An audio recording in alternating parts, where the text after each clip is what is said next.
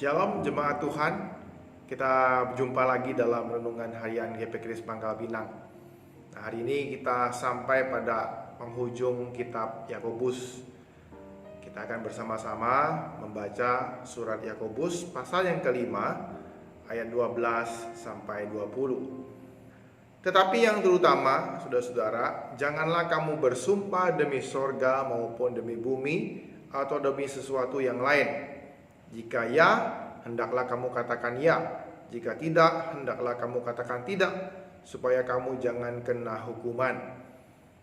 Kalau ada seorang di antara kamu yang menderita, baiklah ia berdoa. Kalau ada seorang yang bergembira, baiklah ia menyanyi. Kalau ada seorang yang di antara kamu yang sakit, baiklah ia memanggil para penatua jemaat, supaya mereka mendoakan dia serta mengolesnya dengan minyak dalam nama Tuhan. Dan doa yang lahir dari iman akan menyelamatkan orang sakit itu, dan Tuhan akan membangunkan dia. Dan jika ia telah berbuat dosa, maka dosanya itu akan diampuni. Karena itu hendaklah kamu saling mengaku dosamu dan saling mendoakan supaya kamu sembuh. Doa orang yang benar, bila dengan yakin didoakan, sangat besar kuasanya. Elia adalah manusia biasa sama seperti kita, dan ia telah bersungguh-sungguh berdoa supaya hujan jangan turun. Dan hujan pun tidak turun di bumi selama 3 tahun 6 bulan. Lalu ia berdoa pula, dan langit menurunkan hujan, dan bumi pun mengeluarkan buahnya. Saudara-saudaraku, jika ada di antara kamu yang menyimpang dari kebenaran, dan ada seorang yang berbuat dia berbalik, ketahuilah bahwa barang siapa membuat orang berdosa berbalik dari jalannya yang sesat, ia akan menyelamatkan jiwa orang itu dari maut dan menutupi banyak dosa. Nah, saudara, perikop terakhir ini dalam surat Yakobus tidak seperti surat-surat yang lain. Biasanya kalau surat-surat lain seperti surat Paulus, Yohanes, Petrus, dia ada penutup suratnya. Jadi kayak salam penutup gitu loh, menyapa saudara-saudara jemaat-jemaatnya. Tetapi beda dengan Yakobus ini. Dia tidak memberikan ucapan salam secara khusus kepada pembaca suratnya. Yakobus terus memberikan nasihat secara langsung, dan ia menutup dengan kata-kata hikmat. Saudara, ada 3 poin dalam penutup surat Yakobus ini. Pertama-tama adalah tentang bersumpah. Sekali lagi tentang perkataan atau lidah. Kemudian yang kedua adalah menolong saudara-saudara seiman dengan doa dan pengampunan. Kemudian yang ketiga adalah perbuatan baik. Kita akan bahas secara detail. Pertama-tama adalah tentang bersumpah. Yakobus mengatakan jika ya, katakan iya. Kalau tidak, katakan tidak. Nah, saudara, zaman dahulu orang yang bersumpah itu seringkali membawa-bawa nama Tuhannya. Kalau sumpah ini, sumpah itu untuk meyakinkan orang yang ada di depannya ataupun saudaranya itu, ia bawa nama Tuhan. Yakobus mengingatkan supaya mereka tidak sebut nama Tuhan dengan sembarangan. Ini kembali mengingatkan dalam kitab Keluaran pasal 20 ayat 7 tentang hukum Taurat. Ini bukan pengajaran baru, Bapak Ibu Saudara. Ia menyinggung pengajaran ini dalam khotbah Yesus yang di bukit dalam Matius 5 ayat 34 sampai 37, supaya murid-murid tetap berhati-hati menggunakan perkataan mereka dan tidak bawa-bawa nama Tuhan.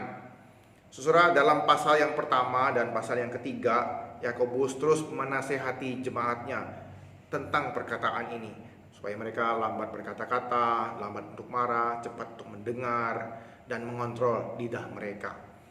Saudara, terkadang kita dalam kehidupan ini seringkali karena udah salah ngomong atau melakukan sebuah kesalahan, kita mau membela diri kita malah pilih untuk ngeles ataukah meyakinkan orang lain dengan kebohongan. Jangan, saudara. Nasihat Yakobus kali ini mengatakan kepada kita, lebih baik kita jujur daripada kita pilih untuk banyak berkata-kata.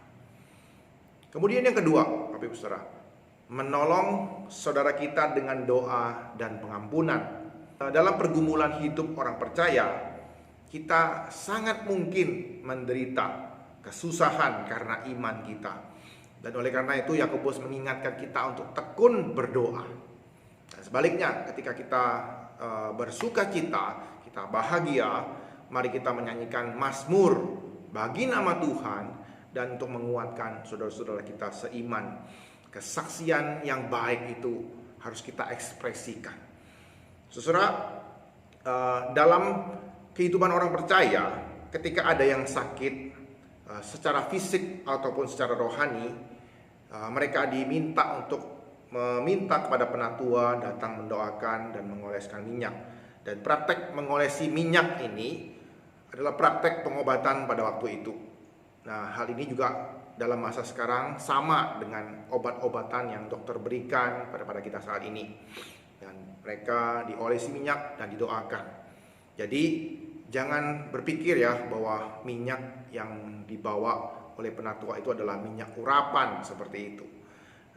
Kalau kita buka dalam Markus 6 ayat 13, lalu pergilah mereka memberitakan bahwa orang harus bertobat, dan mereka mengusir banyak setan dan mengoleskan banyak orang sakit dengan minyak dan menyembuhkan mereka. Nah, inilah yang dilakukan oleh para murid ketika Yesus mengutus mereka untuk melayani orang-orang di Israel. Nah, doa yang dilakukan dengan sungguh-sungguh, dengan penuh percaya pada orang yang sakit baik secara fisik maupun rohani, itu akan memulihkan dan menyembuhkan orang yang dia doakan. Saudara, kalau kita mengingat pasal yang keempat ayat yang ketiga, Yakobus mendorong jemaatnya supaya mereka serius berdoa dengan motivasi yang benar, bukan karena nafsu pribadi, tapi karena memang merindukan pertobatan, kesembuhan terjadi dalam kehidupan orang percaya. Nah, selain itu, Yakobus juga mengajak jemaat untuk saling mengakui dosa mereka, supaya ada kesembuhan dan pemulihan relasi di antara komunitas mereka. Ia juga menasihati mereka supaya mereka mengakui secara pribadi dosa-dosa mereka kepada saudara-saudara seiman ataupun secara komunal seperti itu. Nah, kebiasaan ini bukanlah hal yang baru ya, karena orang-orang Yahudi seringkali melakukan hal ini.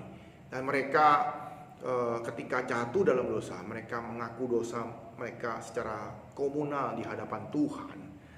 Jadi pengakuan itu akan memurnikan komunitas dari dosa. Kemudian Yakobus menyinggung tentang doa orang benar. Doa orang benar itu besar kuasanya. Kita seringkali dengar ayat ini dikutip orang ataupun hamba-hamba Tuhan. Apa maksudnya ini? Siapakah orang benar yang dimaksudkan oleh Yakobus ini? Apakah itu penatua jemaat yang mendoakan orang sakit? Apakah seperti Nabi Elia yang dikasih contoh oleh Yakobus? Saudara, orang yang benar yang dimaksudkan oleh Yakobus di sini adalah bukan hanya orang penting seperti penatua ataupun nabi seperti Elia, tetapi jemaat biasa juga. Yakobus memberikan contoh doa Elia itu diikuti dengan keterangan Elia adalah orang yang biasa, sama seperti kita. Dia memanjatkan doa dalam iman, sungguh-sungguh percaya kepada Tuhan, dan Tuhan menjawab doanya. Karena itu pun sesuai dengan kehendak Tuhan, sesuai dengan rencana Tuhan. Jadi doa orang benar akan sangat efektif kuasanya, memulihkan, menyembuhkan orang yang sakit, baik secara rohani maupun secara fisik. Yang ketiga, perbuatan baik. Saudara, saya ingat kembali tentang ayat favorit dalam Yakobus yang berbunyi demikian. Jikalau seorang tahu bagaimana ia harus berbuat baik, tetapi tidak melakukannya, ia berbuat dosa. Nah, di sini ayat 19 sampai 20 Yakobus mengingatkan saudara-saudaranya untuk mencari dan memulihkan saudara-saudara mereka yang jatuh dalam dosa dan yang tersesat. Karena ia menutup suratnya ini dengan suatu harapan yang besar supaya mereka mengikuti teladannya, mengikuti maksudnya, karena ia mendorong mereka terus melakukan perbuatan-perbuatan baik ini. Dan inilah tema kunci dalam surat Yakobus, supaya jemaat Tuhan tidak berhenti berbuat baik dan menjadi berkat bagi saudaranya, mengasihi saudaranya dalam tindakan yang nyata. Kiranya Tuhan boleh menolong kita dalam rangkaian surat-surat penggalian surat Yakobus ini, mendorong kita, menguatkan kita, supaya kita bisa terus bertindak, lebih mengerti lagi nasihat dan hikmat Yakobus dalam kehidupan kita mengikut Yesus. Sehingga iman kita bukan hanya iman yang dalam ucapan-ucapan yang luar biasa, tetapi iman yang dalam tindakan dan kasih yang nyata. Kiranya Tuhan boleh menolong kita dan menguatkan kita. Mari kita bersama-sama berdoa. Ya Bapa, kami bersyukur buat kesempatan yang Kau berikan untuk kami merenungkan surat Yakobus. Ya Tuhan, Kau boleh menguatkan kami.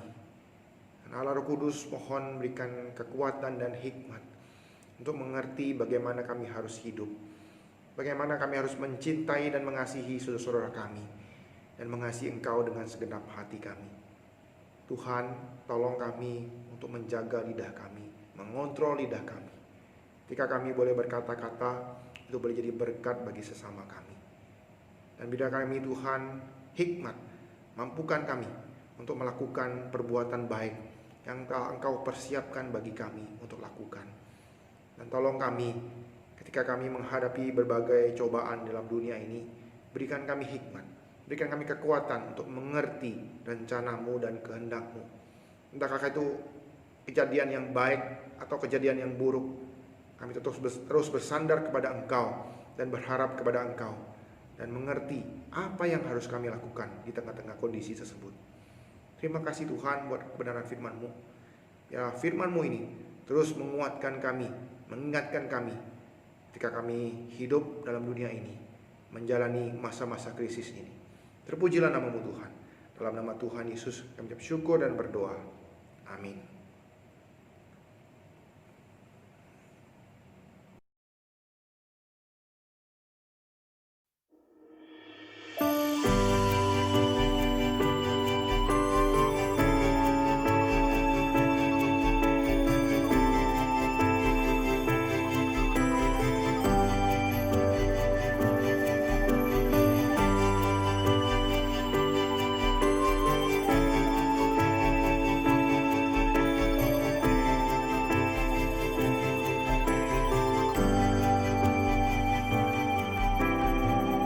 Berikan pada kami hati yang mengasihi jiwa-jiwa yang belum mengenal kasih Bapa.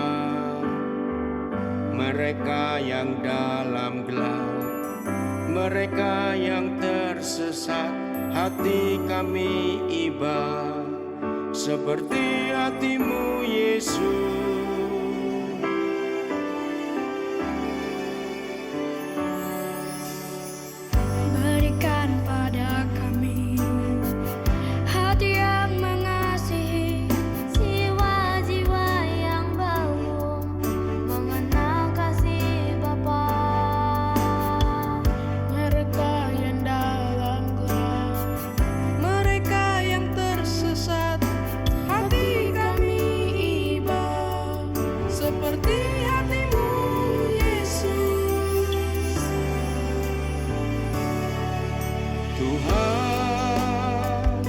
Ini tugas kami, beri keberanian bagi kami. Taruhlah roh yang rela melayani dan menyenangkan hati Tuhan, itu yang ku